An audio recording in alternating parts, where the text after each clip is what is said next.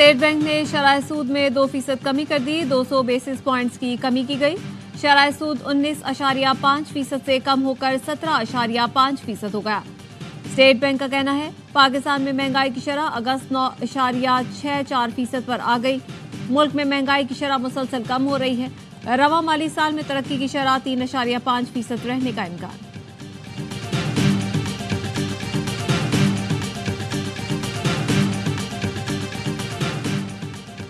Speaker قومی assembly نے اسپیکرشپ چھوڑنے کا انتباہ دے دیا۔ یاد صادق نے قومی اسمبلی اجلاس میں کہا، آپ سب کی باتوں سے لگتا ہے جیسے ذمہ دار میں ہوں، مجھے سوچنا پڑے گا اس نشست پر رہنا یا نہیں۔ مجھے معلوم ہے مجھ پر کس حد تک دباؤ ہے، آپ لوگوں کو اندازہ نہیں۔ آئی جی اسلام آباد اسپیکر نیشنل اسمبلی سے بھی پوچھوں گا کہ پارلیمنٹ پہ جو حملہ تھا اس کا کیا مطلب ہے؟ اس پہ انویسٹیگیشن ہونی چاہیے۔ ان ایکسیپٹیبل سارجنٹ ایٹ آرمز کو معطل کرنا، یہ کیا ہو گیا؟ کون تھے یہ؟ وہ نیپال سے آئے تھے؟ یہ تو کرائے کے گریلے، ان کو تو فارم پر جا کے بٹھایا، کون سی مذاکرات یہ کریں گے؟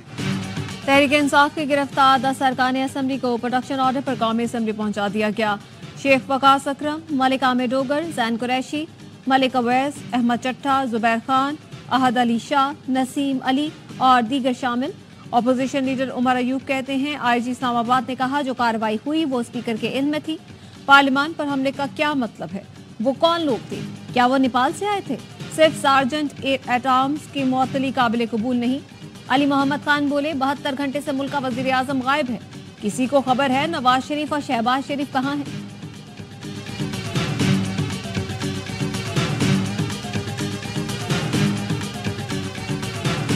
سی ایم کے پی کا بیان آیا ہے کہ ہم خود جو ہے افغانستان سے مذاکرات کریں گے۔ یہ فیڈریشن کے اوپر ڈائریکٹ حملہ ہے۔ کوئی صوبہ جو ہے وہ کسی ملک کے ساتھ ڈائریکٹ مذاکرات نہیں کر سکتا۔ یہ کنٹینیوشن ہے اسی خطاب کی جو انہوں نے آج سے 4 دن پہلے جو ہے جلسے میں کیا۔ یہ زہر قاتل ہے اس ملک کے لیے، جس راستے کے اوپر سی ایم کے پی جو ہے خود چل رہے ہیں اور ساتھ اپنی پارٹی کو چلانے کی کوشش کر رہے ہیں۔ علی امین گنڈاپور نے ملک کی سلامتی کو داؤ پر لگایا۔ بیان وفاق پر حملہ ہے، کوئی صوبہ کسی ملک سے براہ راست مذاکرات نہیں کر سکتا۔ انہوں نے کس حیثیت میں افغانستان سے مذاکرات کا کہا؟ وزیر دفاع خواجہ آصف کہتے ہیں علی امین گنڈاپور کا افغانستان سے خود بات کرنے کا بیان زہر قاتل ہے۔ پی ٹی آئی کے 4 سالہ دور حکومت میں اپوزیشن کو دیوار سے لگایا گیا، ہمارے ساتھ زیادتی ہو رہی تھی، انہوں نے آواز بلند نہیں کی۔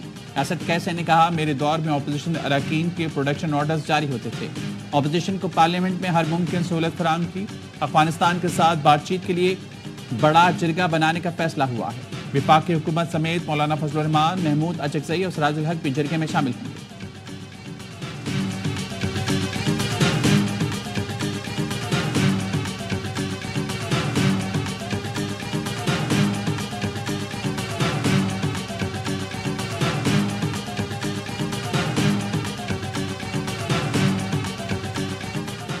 بانی پی ٹی آئی نے علی امین گنڈاپور کی میڈیا سے متعلق گفتگو نامناسب قرار دے دی۔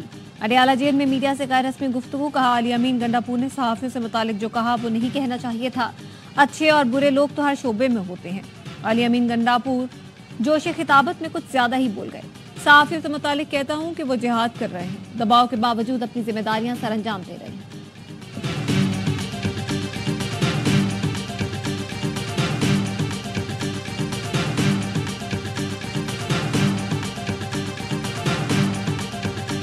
ہم اس وقت سمجھ رہے ہیں کہ کل کا احتجاج ہم مؤخر کرتے ہیں، اس کو ہم مزید وقت دیتے ہیں حکومت کو، لیکن زیادہ وقت نہیں۔ کڑک میں ایک جلسہ ہوگا اگلے ہفتے اور اس کے بعد 21 تاریخ کو لاہور میں جلسہ ہونا ہے اور یہ جلسہ ہر صورت ہونا ہے۔ پاکستان تحریک انصاف نے کل ملک بھر میں احتجاج مؤخر کر دیا۔ سلمان اکرم راجہ کہتے ہیں حکومت کو کچھ وقت اور دیتے ہیں، اس کے بعد وقت نہیں دیا جائے گا۔ جس قسم کی آئینی ترامیم کی جا رہی ہیں کیا عوام اس کو قبول کریں گی؟ اپنے مفاد کے لیے جس قسم کے قوانین بنائے جا رہے ہیں کیا اسے قبول کیا جائے گا؟ جس ملک میں قانون نہ ہو وہاں ترقی اور سرمایہ کاری نہیں ہو سکتی۔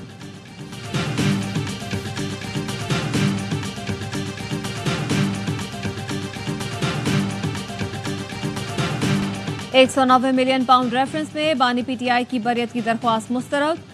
احتساب عدالت کے جج ناصر جاوید رانا نے اڈیالہ جیل میں ریفرنس کی سماعت کی۔ بانی پی ٹی آئی کا ملٹری ٹرائل ہوگا یا نہیں؟ اسلام آباد ہائی کورٹ نے وفاقی حکومت سے 16 ستمبر تک وضاحت طلب کر لی۔ اسسٹنٹ اٹارنی جنرل کو وفاقی حکومت سے ہدایات لے کر بھی کو آگاہ کرنے کا حکم۔ جسٹس گل حسن اورنگزیب نے ریمارکس کیے کہ وزراء کی طرف سے بانی پی ٹی آئی کے ملٹری ٹرائل کی دھمکی دی گئی۔ سویلین کا ملٹری ٹرائل درخواست گزار اور عدالت کے لیے باعث فکر ہے۔ سپریم کورٹ کا سویلین کے ملٹری ٹرائل سے متعلق فیصلہ موجود ہے۔ جواب دیں، کیا بانی پی ٹی آئی کے ملٹری ٹرائل کا معاملہ زیر غور ہے؟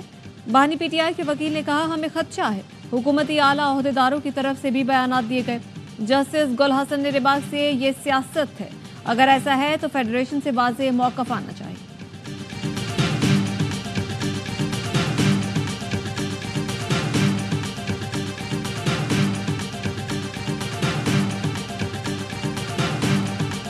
اسلام آباد ہائی کورٹ نے تحریک انصاف کے گرفتار رہنماؤں کے جسمانی ریمانڈ کا فیصلہ معطل کر دیا۔ گرفتار رہنما اب جوڈیشل تصور ہوں گے۔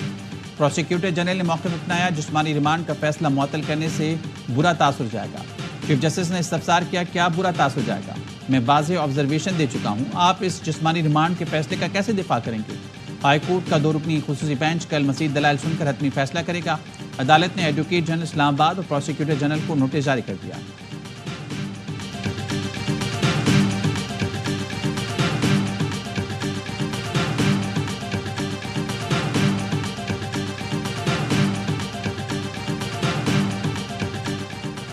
مولانا فضل الرحمان کی مجوزہ آئینی ترامیم کی مخالفت، کہا کسی ادارے میں ایکسٹینشن کی حمایت نہیں کریں گے۔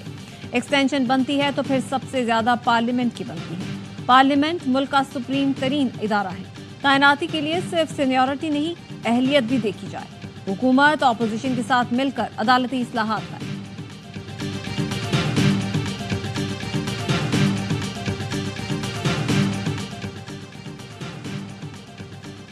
قومی اسمبلی کی مساق پارلیمان کمیٹی کا اجلاس، خواجہ آصف، محمود اچکزئی، صالح حسین، خالد مکسی، بیرسٹر گوہر صاحبزادہ، حامد رضا، علیم خان اور دیگر کی شرکت۔ اسحاق ڈار نے کہا کمیٹی جو بھی فیصلے کرے گی اس پر عمل درآمد کریں گے۔ محمود اچکزئی نے کہا جب بھی ہم متحد ہوں گے مسائل بھی حل ہوں گے۔ اداروں کو یقین دہانی کرائیں ہمارا اتحاد کسی کے خلاف نہیں ہے، ہم 100% حمایت کے لیے تیار ہیں اگر آئین کے مطابق چلیں۔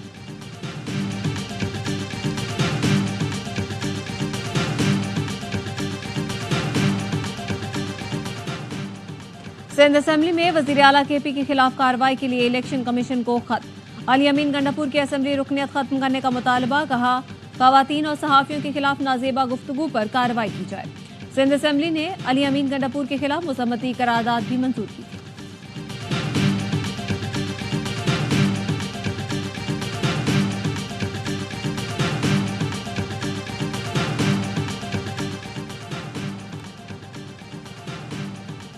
وزیراعظم شہباز شریف سے وزیر اعلیٰ سندھ مراد علی شاہ اور رکن قومی اسمبلی نوید قمر کی ملاقات۔ وزیر اعلیٰ نے وزیر اعظم کو صوبے میں توانائی منصوبوں پر پیش رفت اور امن و امان کی صورتحال سے آگاہ کیا۔ وفاقی حکومت کے سندھ میں جاری ترقیاتی منصوبوں پر تبادلہ خیال۔ ملاقات میں ملک کی سیاسی صورتحال پر بھی گفتگو کی گئی۔ ملاقات میں اسحاق ڈار، احسن اقبال، احد چیمہ اور علی پرویز ملک بھی شریک ہوئے۔